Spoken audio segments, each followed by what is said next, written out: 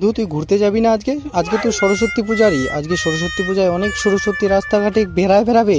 তুই কি যাবি না ঘুরতে রে বন্ধু? ধুর, ওগুলো কথা বলিস না তো। আমি এর আগের বছরে দেখছিলাম যে একটা মেয়ে দূর থেকে আসছে, মুখে লাল একদম রক্ত পড়ছে।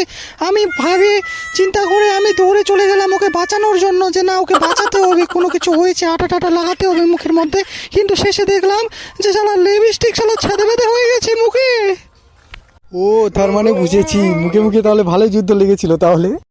কি বলবি আর রে, আমি রাস্তাঘাটে যখনই যাই সরস্বতী পূজার সময় আমি ব্যাল করে দেখে থাকি। একদিকে দেখে থাকবো শালা মেয়েদেরকে, আর শেষে আমি পিলারের সঙ্গে না আর বছর ধাক্কা খেয়েছিলাম রে।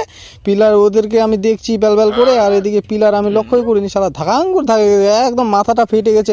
6টা সেলাই মারছি আমি মাথায়, জানিস তুই? এসব কাণ্ডর কথা এদেরকে বোঝা, এদেরকে ছেলে মেয়েদেরকে বোঝা। শালা তারা বুঝে না কিছু, তারা খালি ফাতরামি করে বেড়াতে চায়।